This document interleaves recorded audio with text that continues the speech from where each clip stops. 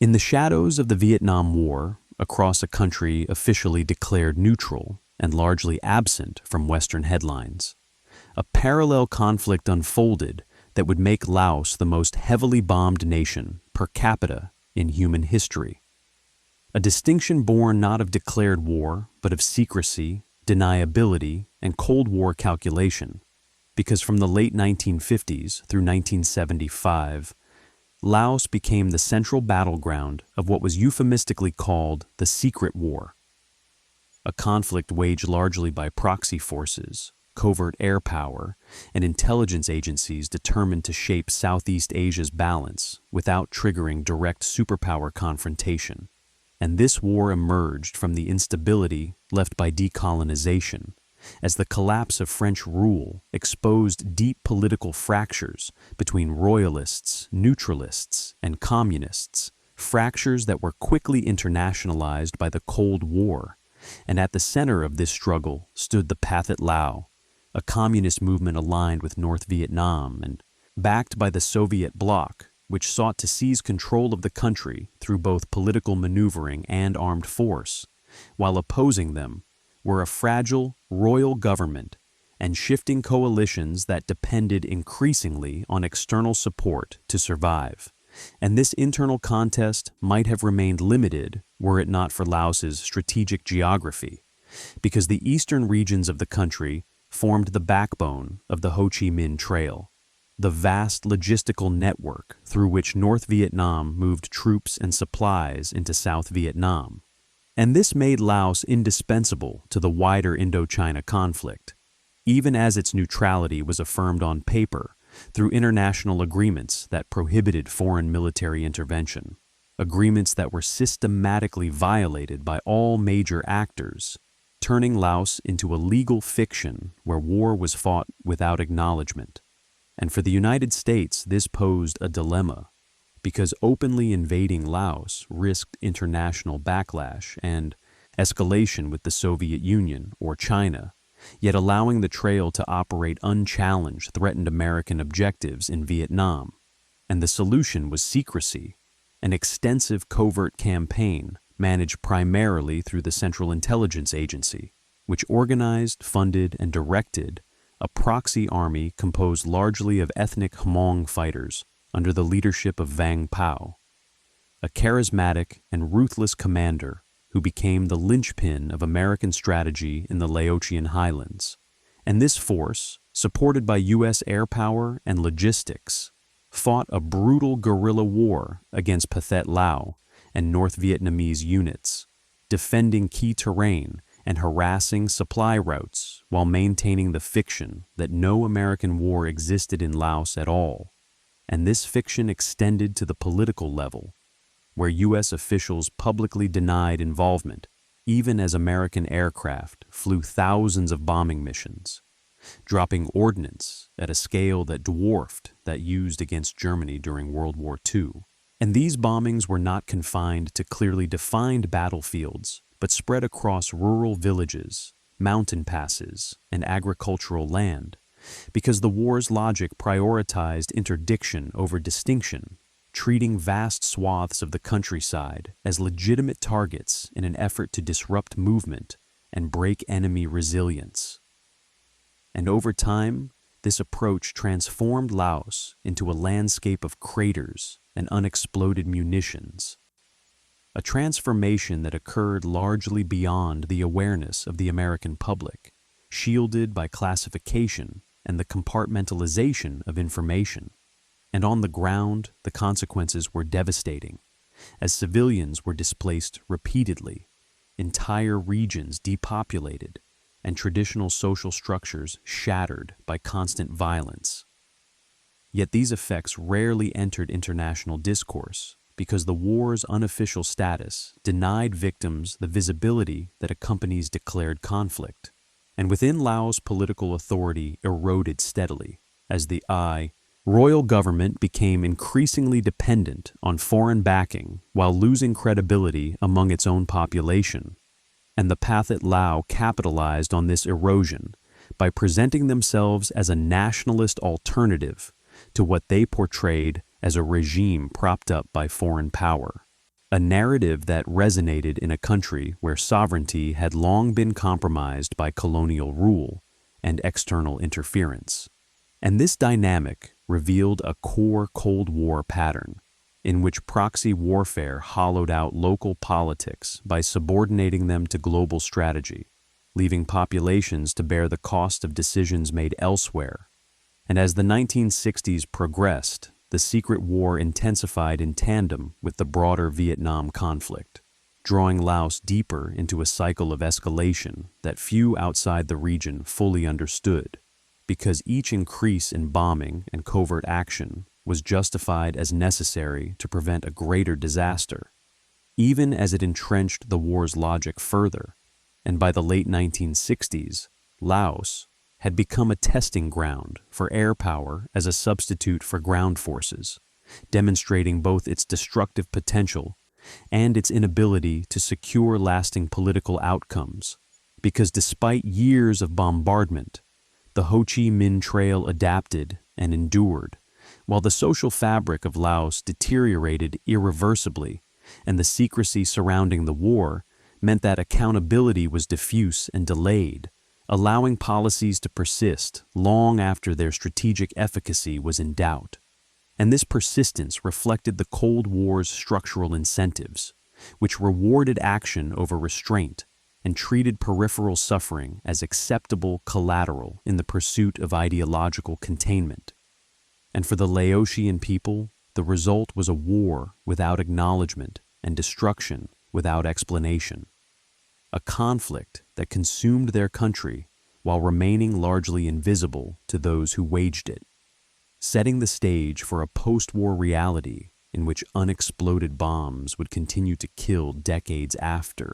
The last sorties ended, and political outcomes would reflect not national reconciliation, but the exhaustion and depopulation left by years of covert violence. And it is within this context that the Laotian Civil War must be understood not as a side story to Vietnam, but as a central expression of Cold War warfare at its most opaque, where secrecy itself became a weapon, and a small nation was transformed into a battlefield whose devastation was hidden precisely because it was so complete. As the Secret War expanded through the early and mid-1960s, its defining feature became not only the scale of violence, but the systematic erasure of the conflict from public consciousness, because the war in Laos was structured deliberately to exist without a visible front, without official acknowledgment, and without the political constraints that accompany declared hostilities, allowing military escalation to proceed in parallel with diplomatic denial. And this duality shaped every aspect of the conflict, from command structures to rules of engagement, as decisions with life and death consequences were made within classified channels insulated from democratic scrutiny. And at the operational level, this secrecy translated into an overwhelming reliance on air power, because bombing could be intensified without deploying large numbers of American ground troops whose presence would be impossible to conceal. And as a result, U.S. aircraft conducted relentless sorties over Laotian territory, targeting supply routes, suspected encampments, and entire regions deemed strategically compromised, creating a pattern of destruction that blurred the distinction between military and civilian space.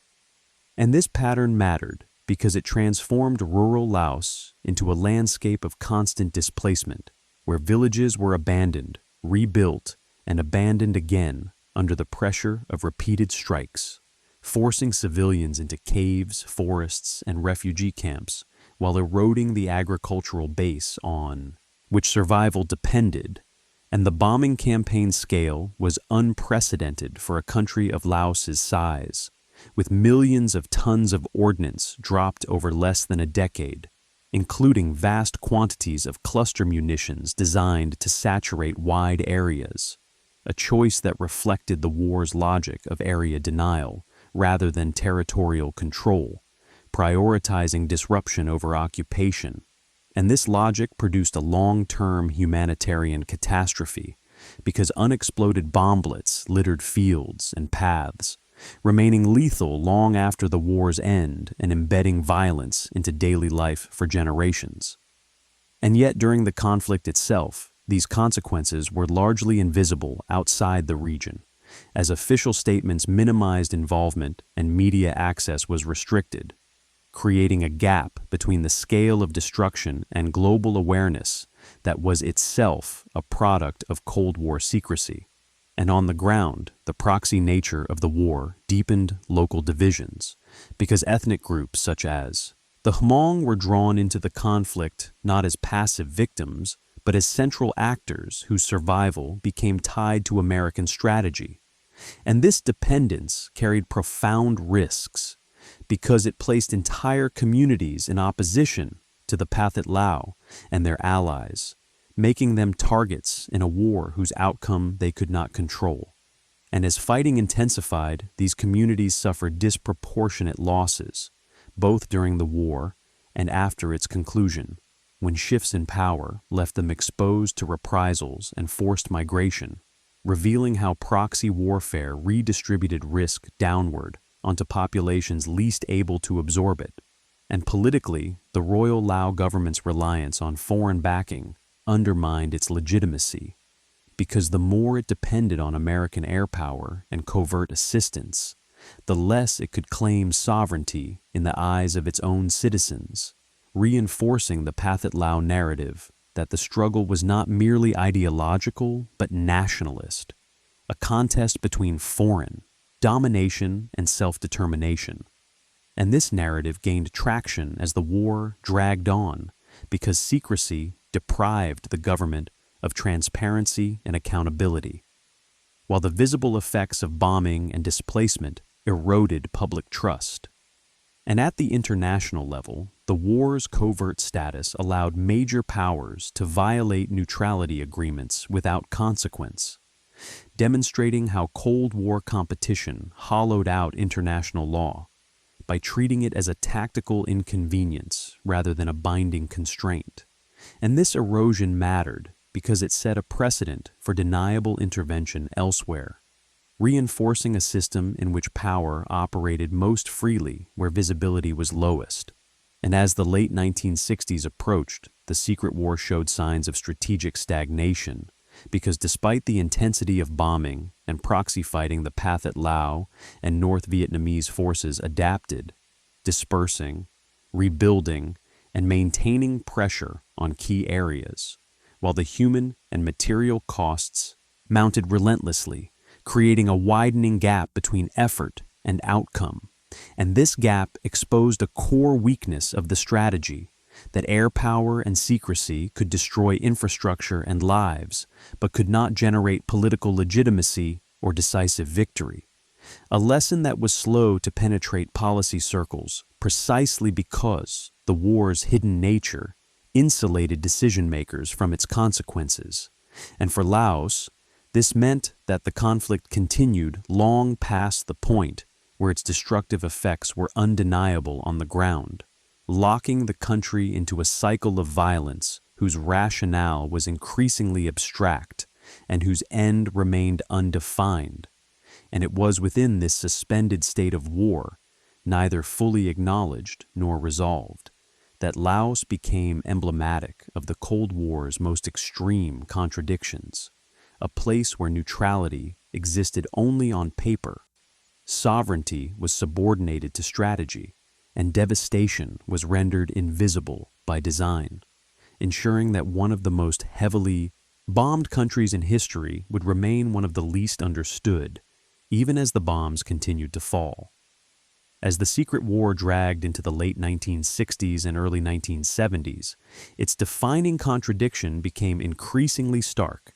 because the intensity of American air operations reached unprecedented levels at the very moment when their ability to shape political outcomes in Laos diminished, revealing how secrecy had enabled escalation without strategy.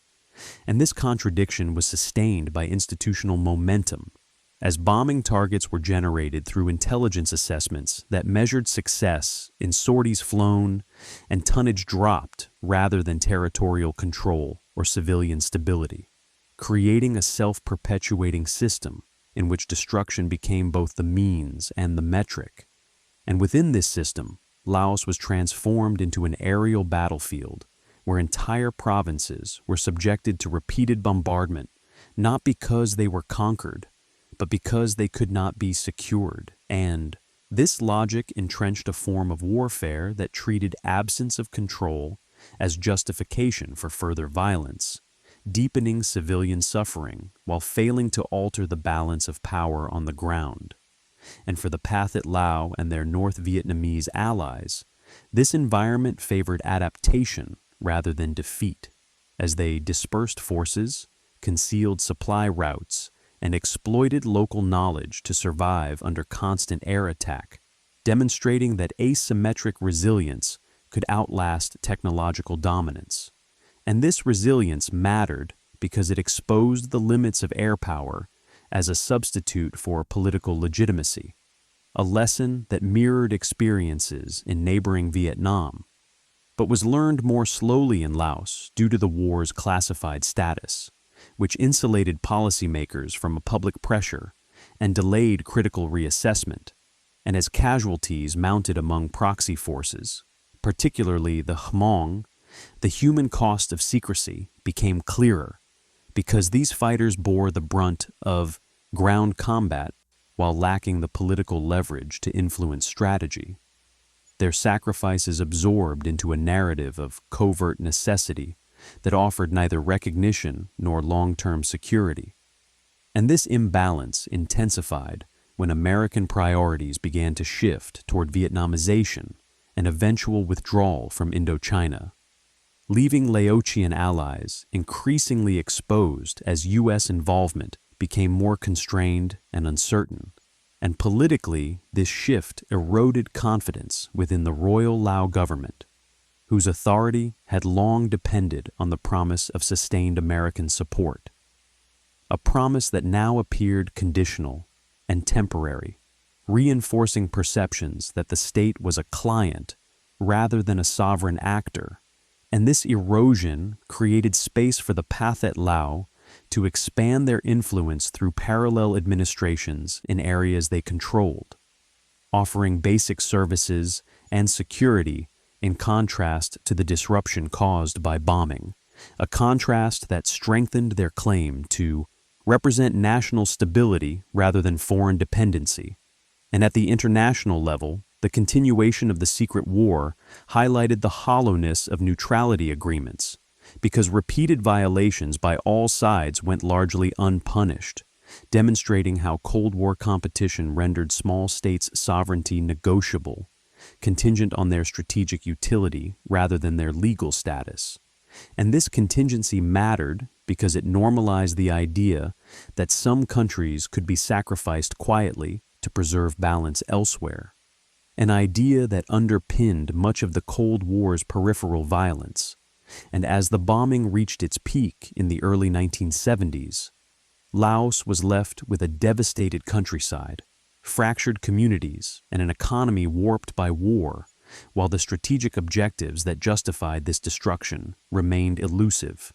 exposing a widening gap between effort and outcome that secrecy had allowed to persist unchecked. And this gap set the stage for the war's endgame, in which exhaustion rather than victory would determine the political settlement. And in this sense, the later years of the secret war revealed its core truth, that Laos had been drawn into a conflict whose logic was external and whose costs were internal. A war sustained by secrecy,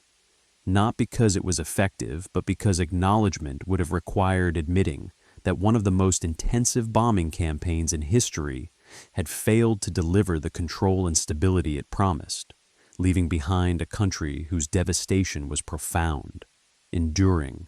and largely unseen by those who authorized it.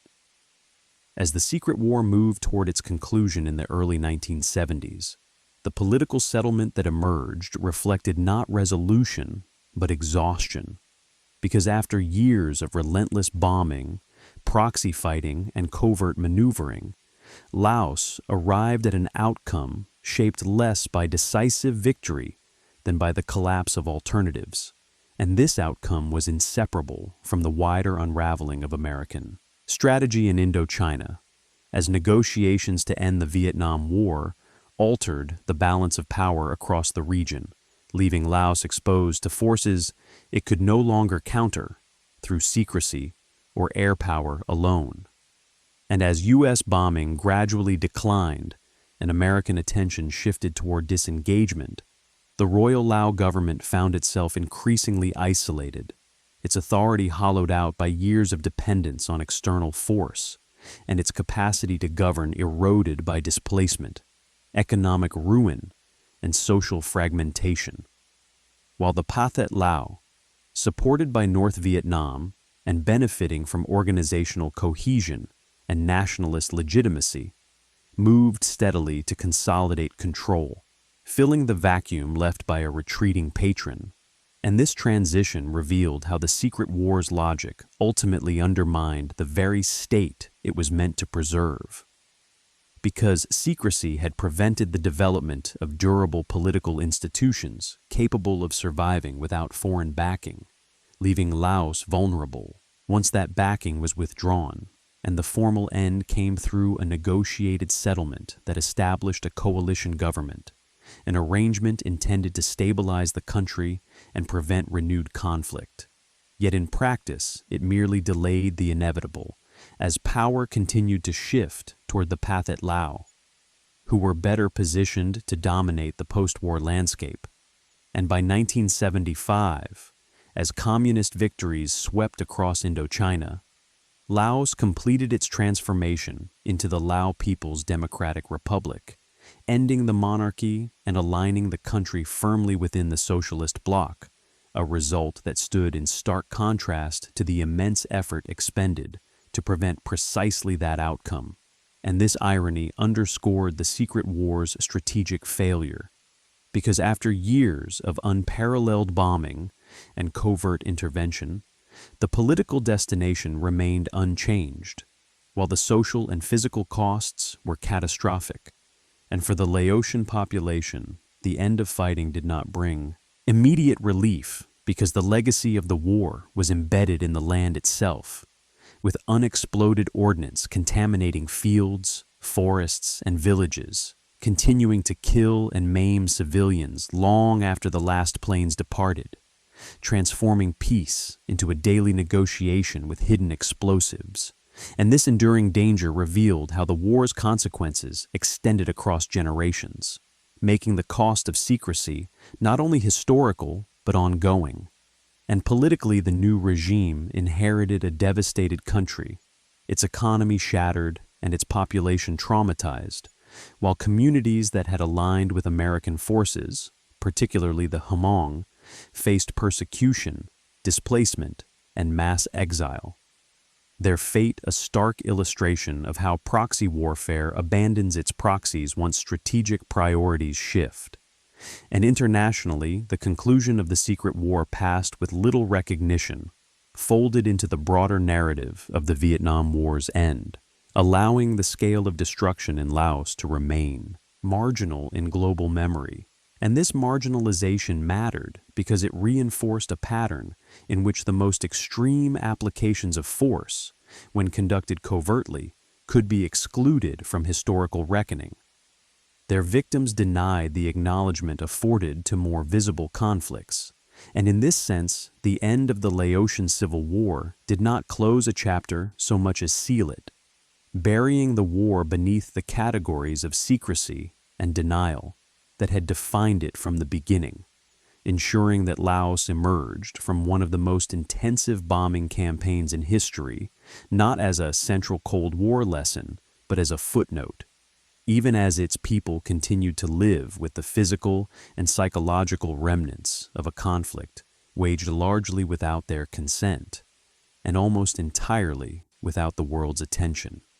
As the Cold War moved on, and Laos faded from strategic calculations, the consequences of the secret war became increasingly detached from the decisions that had produced them, because once the bombing stopped and political control was consolidated,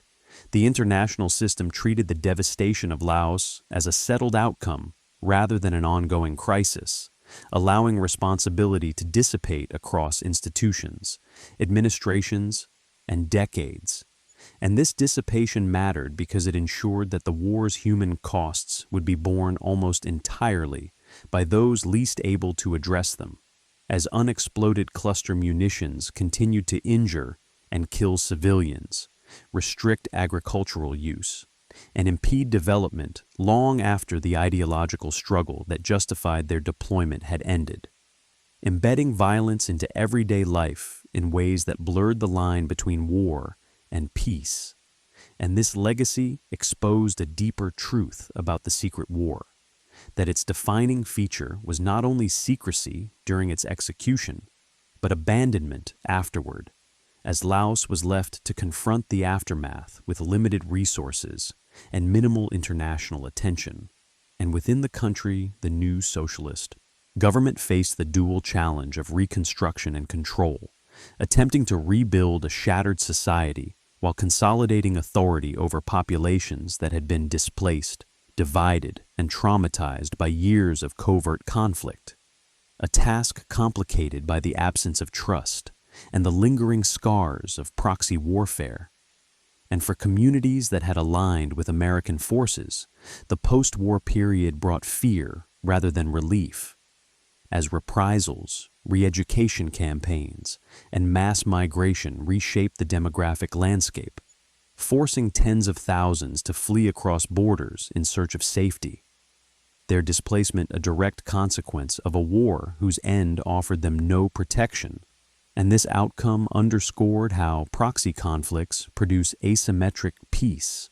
in which those most exposed during fighting remain most vulnerable afterward, while distant sponsors withdraw with few consequences. And internationally, the gradual acknowledgment of the bombing campaign came only years later, as declassified documents and investigative reporting revealed the scale of the air war, challenging official narratives that had minimized or denied involvement. Yet, even this revelation produced limited accountability because the war's covert framing allowed responsibility to be diffused and reframed as a product of its time, a necessary evil in a dangerous era. And this framing reflected a broader Cold War tendency to treat peripheral destruction as acceptable so long as it did not disrupt the central balance of power, reinforcing a moral hierarchy in which some lives were rendered invisible by geography and secrecy. And from a historical perspective, the secret war in Laos thus stands as a stark example of how modern warfare can be conducted beyond the reach of public consent, its effects normalized through classification and silence. And as scholars have revisited the conflict, they have increasingly recognized that its significance lies not only in its outcome, but in its method, demonstrating how air power, proxies, and secrecy can combine to produce devastation without formal war, a model that would recur in later decades under different technologies and doctrines. And in this sense, Laos occupies a critical place in Cold War history, not as an anomaly, but as a warning, showing how easily a small, neutral country can be transformed into a battlefield when global strategy overrides sovereignty, and how the absence of visibility enables violence to persist unchecked, leaving behind a legacy measured not in treaties or victories, but in unexploded bombs, displaced communities, and a historical silence that continues to obscure why one of the most heavily bombed countries on Earth became so, and why so few outside its borders ever noticed. As decades passed and the Cold War receded into history, the Laotian Civil War increasingly came to be understood not through its battles or political settlements, but through the quiet persistence of its aftermath. Because the defining legacy of the secret war was not a treaty or a decisive victory, but a landscape permanently altered by covert violence, where the material remnants of conflict continued to dictate patterns of life, death, and development long after the strategic logic that produced them had vanished. And this persistence mattered because it exposed the long temporal reach of Cold War decisions, revealing how secrecy allowed policies to outlive their justification and consequences to outlast accountability. And within Laos, the presence of unexploded ordnance became a daily reality that shaped behavior. As farmers avoided fertile land, children learned to recognize lethal debris, and entire regions remained underutilized, turning wartime tactics into peacetime constraints that slowed recovery and reinforced poverty. And this slow violence contrasted sharply with the speed and intensity of the bombing that had created it, highlighting how the costs of the secret war were distributed unevenly across time, concentrated in moments of destruction but extended indefinitely through environmental and social damage. And internationally, the gradual recognition of Laos's contamination did little to alter this imbalance, as demining and aid efforts lagged far behind need, constrained by limited funding and the absence of sustained political urgency, a reflection of how the war's covert status continued to shape responses even after its exposure. And this continuity underscored a central paradox, that a conflict fought in secrecy could end in acknowledgment yet remain marginal in practice. Its victims recognized but not fully addressed, and from a broader historical perspective, the Laotian case reveals how Cold War power operated most freely where oversight was weakest, because secrecy did not merely conceal action but structured it, enabling escalation without debate and withdrawal without repair. And this structure left Laos with a legacy that was both physical and psychological, as communities carried memories of displacement, loss, and betrayal, alongside the tangible dangers embedded in the soil, shaping national identity through endurance rather than resolution. And politically, the war's end did not produce a clear narrative of victory or defeat that could be reconciled publicly, leaving history fragmented and contested, with silence filling the gaps where explanation might have been. And this silence mirrored the war's conduct, reinforcing the sense that Laos had been acted upon rather than consulted, its fate determined by forces beyond its control. And in this sense, the secret war stands as one of the Cold War's most revealing episodes, because it demonstrates how modern conflict can be both total in its impact and invisible in its execution, leaving behind devastation that is normalized through distance and time. And as historians continue to reconstruct the war's scope and consequences, the story of Laos challenges assumptions about what constitutes a battlefield and who bears responsibility, reminding us that some of the most destructive wars are those never officially declared, fought through proxies and air power, and concluded without reckoning, their legacy measured not in headlines, but in the slow, unending work of survival, amid the remnants of a conflict that most of the world never knew was happening. In the final assessment of the Laotian Civil War, the secret war emerges as a case study in how Cold War power could be exercised with maximum force and minimal visibility, because it revealed a system in which strategic imperatives overrode sovereignty. Neutrality was treated as a technicality, and secrecy functioned as both a shield and a weapon, enabling destruction on a scale that would have been politically impossible under public scrutiny.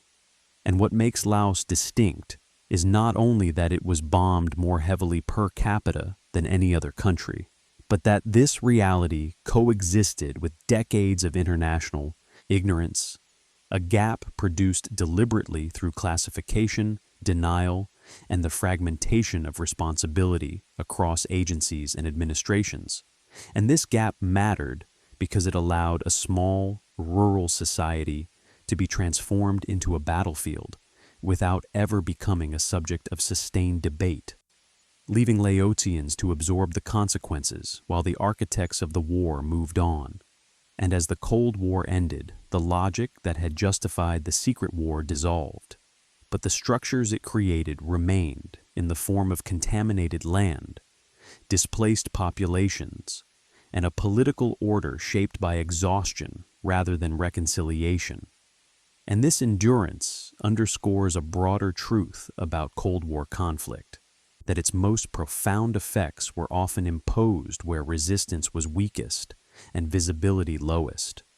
producing outcomes that appeared stable precisely because they were imposed through overwhelming force and then forgotten. And in this sense, the Laotian Civil War challenges narratives that frame the Cold War as a restrained competition managed through deterrence, because it reveals a parallel reality in which restraint at the center was paired with devastation at the margins.